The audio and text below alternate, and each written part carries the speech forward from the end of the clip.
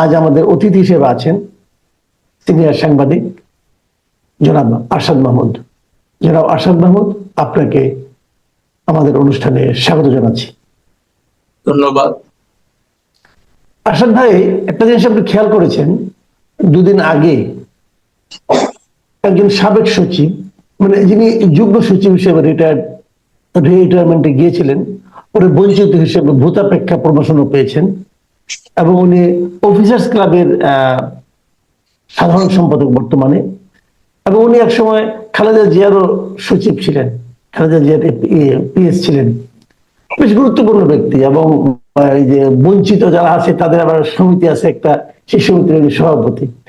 এমন একজন ব্যক্তি প্রশাসনিক ক্যাডারের সমস্ত অফিসারদের সামনে হঠাৎ করে বললেন যে ওনার কাছে 8 জন উপদেষ্টার দুর্নীতির তথ্য প্রমাণ আছে।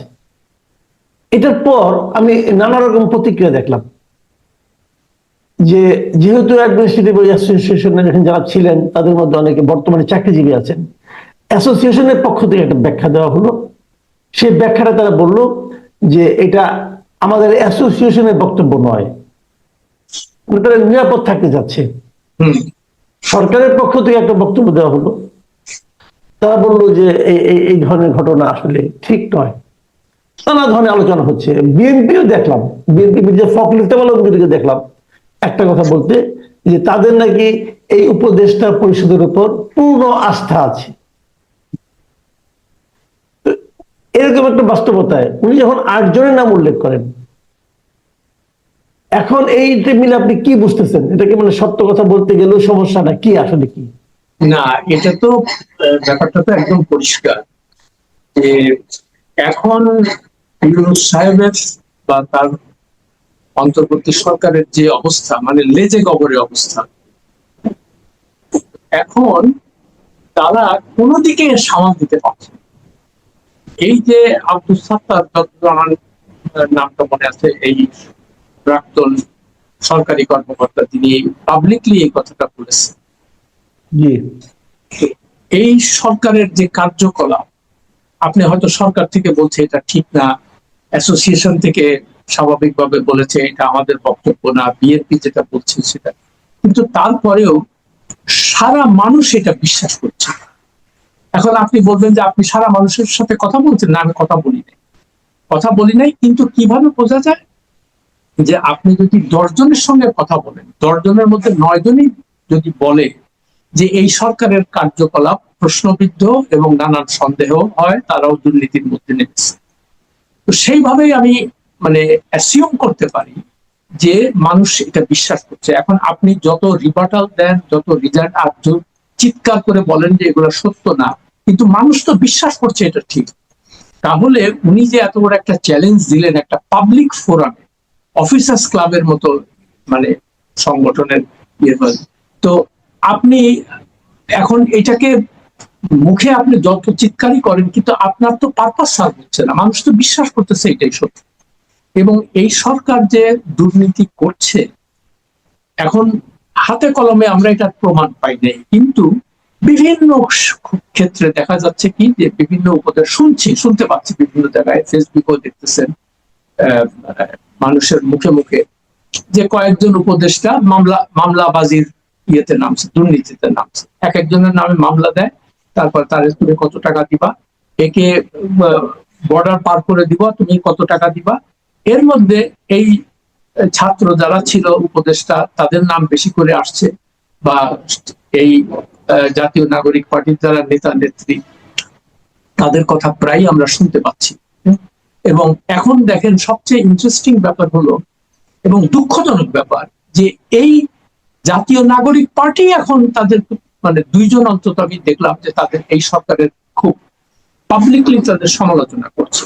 যে সামান্থা শারমিন যে মেয়েটা, সে তো একদম পাবলিকলি বললো সেদিন যে উনি তো আসছে এই মানে উনার নিজের আখের বুঝাইতে, যে কথাগুলো আমরা অনেকদিন থেকে বলে আসছি। উনি তার বিরুদ্ধে মামলা প্রত্যাহার করে নিচ্ছেন নির্বাহী আদেশে, নোবেলের উপরে কোনো কর দেওয়া লাগবে না, এটা নির্বাহিত আছে, উনি ম্যান পাওয়ারের লাইসেন্স, মানে আমরা যে কথাগুলো সবসময় যেটা বলি আর কি। তো এখন জাতীয় নাগরিক পার্টির প্রথম শ্রেণীর একজন নেতা বা নেত্রীর কাছ থেকে এরকম কথা শুনতে পাচ্ছি। হাসনাত আব্দুল্লাহ কয়দিন আগেই বললো যে উনি তো যে নিয়োগগুলা দিছে ওনার পছন্দের সমস্ত লোকজন, যেমন তার মধ্যে স্বাস্থ্য উপদেষ্টার কথা বললো, যে তার যে কাজটা কি এটাই আমরা জানি, তাকে কোথাও দেখা যায় না। কিন্তু এগুলো তো দুর্নীতি। দুর্নীতি এই জন্য যে এটা ইউনূস সাহেবের বাপের পয়সা তো না, বা ওনার নিজের পকেট থেকে তো তাদের বেতন ভাতা দেয় না, দিচ্ছে তো আমাদের মতো ট্যাক্স পেয়ারের টাকা।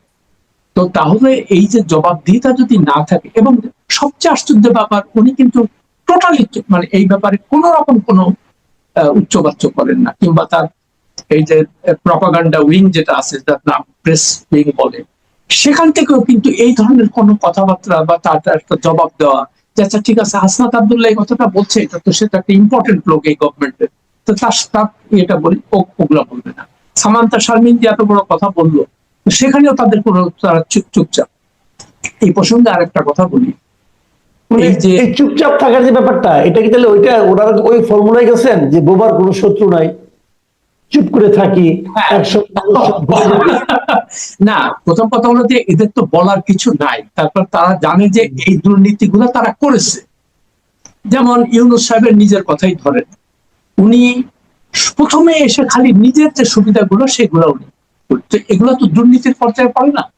আপনি যদি মানে আদম ব্যাপারীর লাইসেন্স নেন, মানে এই খাতটাকে সম্পূর্ণ উচিত ছিল কি, যদি সত্যিকার অর্থে দেশপ্রেমিক সরকার হতো বা এই দেশের মঙ্গল যদি উনি চাইতেন, তাহলে বলতেন যে এইটা একটা মানে থরলি দুর্নীতিগ্রস্ত একটা সেক্টর, এইখানে যাতে আমরা এমন কিছু করব যাতে করে মানুষের, এই যে গরিব যারা জমি জাতি বিক্রি করে বিদেশে যায়, তারা যাতে প্রতারিত না হয়, তারা যাতে ভালোভাবে থাকতে পারে ওখানে। সেদিকে উনি না যে দেখলেন যে এখানে হাজার হাজার কোটি টাকার ব্যবসা, অর্থাৎ ওটার একটা ভাগ আমার নিতে হবে, একটা লাইসেন্স নেওয়া। তো এগুলো তো চরম দুর্নীতি। এখন আপনি তার তার পক্ষের লোকজন বলে কি, উনি উনি এগুলাকে খুব ভালোভাবে ম্যানেজ করবে, উনি ওনার যে প্রতিষ্ঠান, সেই প্রতিষ্ঠানের মাধ্যমে উনি এগুলাকে, কিন্তু কোথাও ওনার ওনার প্রতিষ্ঠানগুলো কি মানে প্রশ্নের ঊর্ধ্বে ঊর্ধ্বে, তা তো আমরা দেখতে পাচ্ছি না। গ্রামীণ ব্যাংক নিয়েও নানান রকমের সমালোচনা হচ্ছে, নানান তার বিভিন্ন অঙ্গ প্রতিষ্ঠান যেগুলো আছে সেগুলো নিয়ে নানান সমালোচনা হচ্ছে। তো এগুলো, আর সবচেয়ে বড় কথা, ইউনূস সাহেব তো ফেরেশতা না, সে তো মানুষ, সে তো ভুল আচ্ছা, করতেই পারে। একটা কথা আমি এটি জানতে চাই। সেটা হলো গিয়ে যে আমরা আগে দেখেছি যে আগের সরকারের আমলে শেখ হাসিনা যখন বিদেশ থেকে আসতেন, অথবা যে কোনো ঘটনায় না রকম ছুতা নাতায় উনি কিন্তু প্রায় সাংবাদিকদের নিয়ে বসতেন। ওটাকে হয়তো আমরা অনেকে অথবা কেউ কেউ হয়তো ওটাকে প্রেস কনফারেন্স বলতে রাজি হতাম না, আমরা বলতাম যে ওখানে একটা জাস্ট আড্ডাবাজি হয় অথবা Right, right, হয়, এগুলি বলতাম। কিন্তু right. তবু কিন্তু ওনার কাছ থেকে কিছু শুনতে পেতাম, নানা রকম বিষয়ে ওনার বক্তব্য শুনতে পেতাম, ওনার রসিকতা শুনতে পেতাম, অথবা ওনার নানা রকম আবিষ্কার শুনতে পেতাম, যে কোন রেসিপি কি হবে না হবে এগুলো শুনতে পেতাম। এই ভদ্রলোক 1 বছরের উপরে হয়ে গেছেন, উনি তো একটাও প্রেস কনফারেন্স করলেন না। এটা কি করা উচিত ছিল না ওনার? যে কোনো না, একটা ইস্যুতে তো করতে পারতেন। ওই ওই যে বললাম যে দেশের মানুষের প্রতি বা দেশের মানুষের মঙ্গল হবে, এইরকম, এখন এটা কথাটা শুনতে খুব হয়তো রূঢ় লাগবে, কিন্তু বাস্তবতা আমি যেটা দেখতে পাচ্ছি, যে ওনার এই দেশের মানুষ, দেশের মঙ্গল, এগুলো হলো সব ওনার মুখের কথা, মুখের বুলি। বাস্তবে এসবের মধ্যে উনি নাই। ওনার একটাই একটাই এজেন্ডা, সেটা হলো ওনার ব্র্যান্ডিংটা বিদেশিদের কাছে কিভাবে উনি প্রচার করবেন, ব্র্যান্ডিংটা আরো ভালো হবে। তো সেখানেও তিনি এখন মার খাচ্ছেন ভালোভাবে। এখন তার নোবেল প্রাপ্তি নিয়েও নানান রকমের কথাবার্তা চলে আসছে, মানে প্রশ্ন দেখা দিচ্ছে। তার কারণ এই প্রসঙ্গে একটু বলে রাখি, উনি নোবেল কিভাবে পেয়েছিলেন এটা হয়তো অনেকে জানে না। আমি যেহেতু এটার উপর একটা কভার স্টোরি করেছিলাম সেই সময় ওয়াশিংটন টাইমস এর জন্য, তখন আমি এটা নিয়ে একটু রিসার্চ করি। তো তখন যখন ওনার নাম ঘোষণা হয়েছিল, তখন কিন্তু খুব বিতর্ক হয়েছিল যে উনি তো অর্থনীতিবিদ, উনি শান্তির জন্য কি করছেন যে আপনি তাকে শান্তির জন্য পুরস্কার দিবেন। তো তখন, এবং এইটার মূল বিতর্কের যে মূল ব্যক্তি মানে যেটা তুলেছিলেন, সেটা হলো ফিনল্যান্ডের সাবেক রাষ্ট্রপতি, এবং তিনি একজন ডিপ্লোম্যাট, নাম হলো মার্টি আথাসারি। হ্যাঁ, তো তিনি ছিলেন কন্টেন্ডার এই পুরস্কারের জন্য 2006 সালে। তো উনি বললেন যে আপনারা কিভাবে, মানে নোবেল পুরস্কার সে শান্তিতে কেন পান? সে তো অর্থনীতির লোক, সে গ্রামীণ ব্যাংকে কাজ করছে, ভালো কথা। তখন নোবেল কমিটি একটা বক্তব্য, তারা বলল যে পৃথিবীতে যত অশান্তি বা কনফ্লিক্ট, এটার মূল কারণ হচ্ছে দারিদ্র্য এবং ক্ষুধা। তো ইউনূস সাহেব যেহেতু গ্রামীণ ব্যাংকের মাধ্যমে এই দারিদ্র ক্ষুধা দূর করার চেষ্টা করছেন, তাহলে পৃথিবীতে মানে দাঙ্গা হাঙ্গামা কম হবে, পৃথিবীর কনফ্লিক্ট দূর হবে এবং মানুষ শান্তিতে থাকবে, ভালো কথা। সেই সময় উনি আরেকটা তথ্য দিলেন যে আমরা দারিদ্রকে মিউজিয়ামে পাঠাবো, জাদুঘরে পাঠাবো। ভবিষ্যৎ প্রজন্ম যারা আসবে তারা বলবে যে আরে এত দারিদ্রের কথা শুধু, পৃথিবী নাকি খুব গরিব ছিল, তো দারিদ্র গেল কোথায়? তখন উনি বলবেন যে দারিদ্র মিউজিয়ামে যাওয়া। তো এই কথা কিন্তু এখন আর উনি বলেন না। হ্যাঁ, তার কারণ দারিদ্র তো পৃথিবীর কোথাও কমে নাই, বাংলাদেশেই কমে নাই, কোথাও কমে নাই। কিছু কিছু লোক খুব ধনী হয়েছে, বৈষম্য সৃষ্টি হয়েছে, তাতে করে আছে কনফ্লিক্ট আরো বেড়েছে। তো উনি এখন আর ওই তত্ত্ব দেন না, এখন আবার 3-0 নিয়ে আসছে। 3-0 একই ব্যাপার। প্রথম কি? শূন্য দারিদ্র, শূন্য বেকারত্ব এবং শূন্য কার্বন এমিশন। তো সেটাও আর হচ্ছে না। তার কারণ পৃথিবীতে যখন কনফ্লিক্ট থাকে, কনফ্লিক্টের কারণে যুদ্ধ বিগ্রহ থাকে, তখন কি হয়? মানুষ রিফিউজি হয়, মানুষ ঘর বাড়ি ছেড়ে এদিক ওদিক, লক্ষ লক্ষ মানুষ আপনার দেখতেছেন সারা জায়গায়। তো সেইখানে, এবং এই কনফ্লিক্টের মূল ইয়েকে পশ্চিমা বিশ্ব, আরো পরিষ্কার করে বলতে হয় যে আমেরিকা বিভিন্ন জায়গায় যুদ্ধ করতেছে, এটা করতেছে। গাজাতে কি হচ্ছে দেখেন, তার লক্ষ লক্ষ মানুষ মানে রিফিউজি হয়ে গেছে। তো এখন এটাও আর কাজ করতেছে না। তো এখন ওনাকে নতুন কিছু একটা বাইর করতে হবে, যাতে, আর চটকদার কথা এগুলো। তো কার্বন এমিশন, ভাই আমরা কি কার্বন, আমাদের কি আছে কার্বন এমিশন? আমাদের কোনো তেমন কন্ট্রিবিউশন আছে? শিল্প উন্নত দেশগুলো তারাই সবচেয়ে কার্বন এমিশন বেশি করে। তো কই আপনি তাদের বিরুদ্ধে তো একটা কথা বলেন না যে ভাই তোমরা এগুলা কেন করতেছো? আর বললো কি তারা করতে, তার কথা কি শুনবে কেউ? তো এই যে জিনিসগুলা, মানে মানুষজন কিন্তু দিনে দিনে এখন বুঝে যাচ্ছে যে এই লোকটা আসলে একটা ফেক লোক। হ্যাঁ, এবং যদিও খুব কঠোর ভাবে আমি কথাটা বললাম, কিন্তু আমি নিজে খুব হতাশ। আমি নিশ্চিত আপনিও খুব, আমাদের তো খুব আশা ছিল এই লোকটাকে নিয়ে।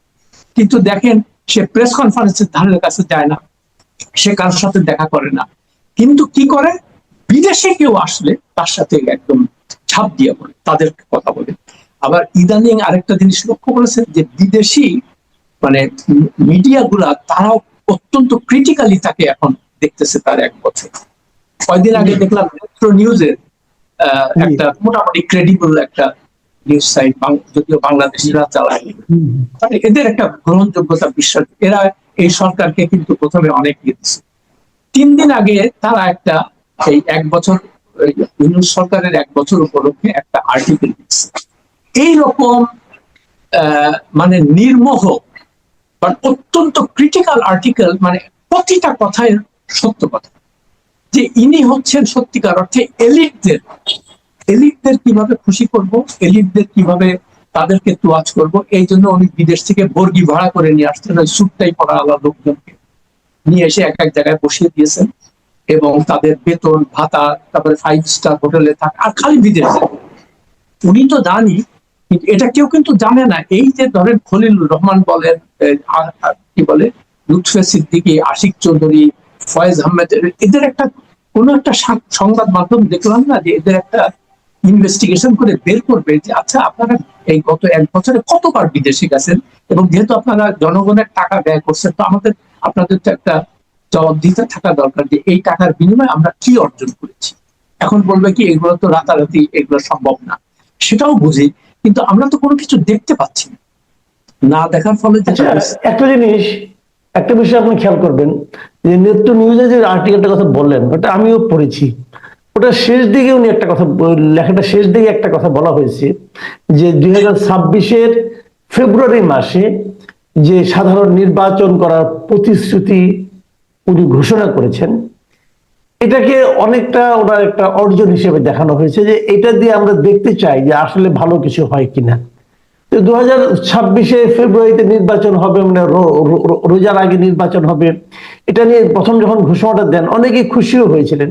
কিন্তু আমি এটা নিয়ে প্রায় দেখছি, বিভিন্ন মানুষের আলাপ করে আমি দেখেছি, তারা বলছেন যে হ্যাঁ, নির্বাচনের ডেট ফেব্রুয়ারিতে দিয়েছেন বটে, কিন্তু আমার বিশ্বাস হয় না যে নির্বাচনে দেবেন, উনি নির্বাচন দেবেন। মানে উনি ঘোষণা করলেন, তারপরও লোকে বিশ্বাস করতে চাচ্ছে না। এটা কি লোকগুলি অবিশ্বাসী হয়ে গেছে, নাকি উনারই কারণে, ওনাকে যারা দেখেছে তার ভিত্তিতে এরকম হচ্ছে? না, এটা তো এই এই কথাটা আমি আপনার অনুষ্ঠানে 2-3 বার আমি বলেছি যে নির্বাচন যে হবে এটাতেও আমি বিশ্বাস, ওনার কথা আমার কোনো বিশ্বাস নেই। উনি খালি মানে ছল চাতুরি করে কতদিন দীর্ঘদিন থাকা যায় আর এই সুযোগ সুবিধা মানুষ যে এখন সন্দেহ করছে, তার কারণ মানুষের তো তার উপর আর কোনো বিশ্বাস নাই। মানুষ দেখতে পাচ্ছে যে উনি খালি নিজের স্বার্থটা ছাড়া আর কোনো কিছু, মানে দেশের যে সার্বিক মঙ্গল, এটা কোনো কিছু তারা দেখতে পাচ্ছে না। এই জন্য তার কথার উপর বিশ্বাস করছেন।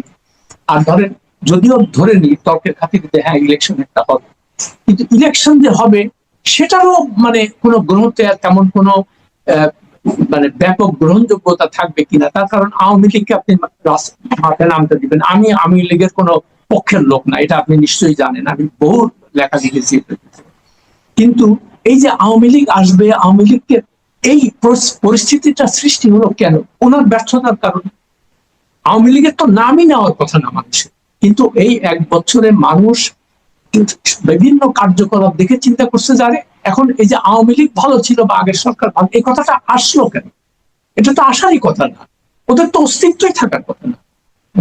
কিন্তু আসলো কেন? আসলো এদের এই ছল চাতুরি এবং ব্যর্থতার কারণে। কিন্তু আবার কিছু কিছু লোক এটা আমি এটা একটুখানি আমাকে সময় দেন, কিছুটা বলি। যে অনেকে বলে যে উনি একটা দুইটা সাংঘাতিক দেশকে স্টেবল করছেন, হ্যাঁ, যে উনি দেশের অর্থনীতিকে একদম খাদে চলে গেছিল, সেখান থেকে উনি ফিরে আনছেন, তারপরে অর্থ পাচার বন্ধ করছেন। আচ্ছা আমাকে বলেন তো, সত্যি কথা বলুন, যে অবস্থায় শেখ হাসিনা মানে পালিয়ে গেলেন, ওই অবস্থার পরে যে কেউ আসলে, মানে যে কেউ ধরেন আমার মতো লোক যার কোনো নোবেল পাই নাই, লেখাপড়া নাই, পিএইচডি নাই, তো আমি এসে কি করতাম? আমি দেখতাম যে ওই যে ঝুড়ি, আগে ঝুড়ির মধ্যে শেখ হাসিনা সব ফেলতো, সব নিচে তলা ছিল না, সে তলা দিয়ে সব পড়ে যেত, এদিক ওদিক চলে যেত। তো উনি এসে কি করছে, ওই ঝুড়িটার তলাটা একটুখানি বন্ধ করছে, এবং বন্ধ করার ফলে আর্থিক যে লুটপাট গুলা ছিল ব্যাংক, বিশেষ করে ব্যাংক গুলাতে, সেটাতে একটু বন্ধ হলো, ভালো কথা। তো আমি আসলে তো আমি একই কাজ করতাম। তো এখানে নোবেল পাওয়ার দরকার কি আর পিএইচডি পাওয়ার দরকার? এটা তো যে কেউ, মানে দেশ নিয়ে যারা একটু চিন্তা। আর একটা কি, অর্থ পাচার, এই আরেক ধান্দা শুরু হয়েছে। অর্থ পাচারের নাম, মানে টাকা ফেরত আনার নাম করে এখন বাংলাদেশ ব্যাংকের গভর্নর প্রায় বিদেশে যাচ্ছে, অথচ উনি নিজে বলছে, সালেউদ্দিন আহমেদ যিনি অর্থ উপদেষ্টা, তিনিও বলছেন যে একটা জটিল প্রক্রিয়া, আগামী 5 বছরের আগে কোনো অর্থ ফেরত পাওয়ার সম্ভাবনা নাই। এবং সারা দুনিয়াতেও আপনি দেখেন এই অর্থগুলো যায় কোথায়? সব ওই তথাকথিত পশ্চিমা দেশে, যেখানে আমার তথাকথিত আইনের শাসন, গণতন্ত্র এগুলো আছে। কিন্তু ওদের ওখানে যে নিয়ে যায়, ওরা কি কখনো বলে যে ভাই তুমি চুরি করে টাকা আনছো, এই টাকা আমরা এখানে রাখতে দিব না, তুমি ফেরত পাও? তারা বলে যে ভাই টাকা খালি নিয়ে আসো, আমরা কোনো প্রশ্ন করবো না। তাই এদের চরিত্র হলো প্রস্টিটিউটদের চরিত্র। প্রস্টিটিউটরা কি করে? যে কোনো লোকের সাথে শুয়ে পড়ে যদি টাকা দিবে। তো ওরা ওই পশ্চিমা বিশ্বেও তাই, টাকা দিতে পারলেই হইল কোনো। তো আপনি যে বারবার করে বলতেছেন যে আমি অর্থ ফেরত আনার জন্য এইসব, আপনার নিশ্চয়ই মনে হচ্ছে লন্ডনে যখন গেলেন উনি লাস্ট টাইম, উনি বললেন যেহেতু ওখানকার প্রধানমন্ত্রীর সাথে কোনো বৈঠক করতে, কিছু তো একটা দেখাইতে হবে। কি দেখাবে? যে আমরা অর্থ পাচার ব্যাপারটা আলাপ করার জন্য সাথে নিলেন কারে? বাংলাদেশ ব্যাংকের গভর্নর আর দুদকের চেয়ারম্যান, তাকে সঙ্গে করে নিয়ে। কিন্তু দেখেন আমরা যে দেখলাম উনি 5 না 6 দিন ওখানে ছিলেন, একটা কোথাও দেখলাম না যে দুদকের চেয়ারম্যান বা বাংলাদেশ ব্যাংকের গভর্নর তাদের কাউন্টার পার্টের সঙ্গে এই ব্যাপারে কোনো আলোচনা করেছে। কোনো মিটিং এর কোনো খবর আমরা জানি না। কিন্তু এই যে তাদেরকে আপনি টাকা পয়সা মানে 53 না 54 জন আপনি নিয়ে গেলেন সঙ্গে করে, এই সমস্ত ভাওতাবাজি দিয়া, তো এটা আর কতদিন চলবে? এখন মানুষ এটা বুঝে ফেলছে। এই জন্য ওনার তো প্রেস কনফারেন্স আসলে, উনি জানেন প্রেস কনফারেন্সে আসলে এই প্রশ্নগুলো হবে, এই প্রশ্নগুলো তো উত্তর নাই। হ্যাঁ, উনি জি। যতই মিথ্যে কথা বলুক আর যাই হোক, এগুলো তো হবে না। তো স্বাভাবিকভাবে মানুষ তাকে আর বিশ্বাস করে, এটাই হচ্ছে বাস্তবতা। জি, অনেক ধন্যবাদ, অনেক ধন্যবাদ জনাব আরশাদ মাহমুদ। আপনার কথাগুলো, অনেকগুলি বিষয়ে আপনি বেশ ইঙ্গিতপূর্ণ কথা বলেছেন। প্রিয় দর্শক, আপনারা শুনলেন জনাব আরশাদ মাহমুদের ব্যাখ্যা। উনি দুর্নীতি নিয়ে কথা বলেছেন। দুর্নীতি ব্যাপারে এখন সরকার বলছে মানে অনেকে হাতে কলমে তারা কোনো প্রমাণ পায়নি, অতএব বলা যাবে কিনা। আচ্ছা, একটা কথা আপনারাও বলুন, হাসিনা আমলে অনেক দুর্নীতি হয়েছে বলে আমরা বলতাম, হাতে কলমে প্রমাণ পাওয়া গিয়েছিল? তখন পাওয়া গিয়েছিল যখন ওরা ক্ষমতায় ছিলেন। ওরা কিন্তু সেই স্পেকুলেশনগুলি সত্য বলে ধীরে ধীরে যখন তারা ক্ষমতা থেকে চলে গেলেন তখন পাওয়া যাচ্ছে। এরাও ক্ষমতা থেকে চলে গেলে হয়তো সেগুলো পাওয়া যাবে, কারণ পাবলিক পারসেপশনটা না মারাত্মক। এই সেই জিনিসগুলো কিন্তু আমাদেরকে গুরুত্ব দিয়ে ভাবতে হবে। ডক্টর ইউনূস সম্পর্কে আসাদ মাহমুদ সাহেব যে ব্যাখ্যা দিলেন, ওনার সঙ্গে তার ব্যক্তিগত পরিচয় ছিল, ওনার অভিজ্ঞতা আমাদের চেয়ে অনেক বেশি, ওনার অবজারভেশন ক্যাপাসিটি আমাদের চেয়ে অনেক বেশি। সেগুলো আমরা এখন কিন্তু মিলিয়ে নিচ্ছি। উনি হয়তো আগে দেখেছেন, আমরা এখন দেশের সমস্ত মানুষ ওনাকে দেখছি যে উনি আসলে করছেনটা কি। এবং যে কথাটা বলে আমি শেষ করব, যে উনি এই যে আপনি যে ইংল্যান্ডে যে ওনার যাওয়ার কথা বললেন, সেখানে উনি কিন্তু এই দেশের মানুষকে একটা বড় ধরনের অপমান করে এসেছেন। আপনি মনে আসছে চেথাম হজের সেই ইন্টারভিউতে উনি কিন্তু বলেছিলেন যে বাংলাদেশের মানুষের কাছ থেকে, ভোটারের কাছ থেকে টাকা দিয়ে ভোট কেনা যায়, টাকা দিলেই তারা ভোট দিয়ে দেয়।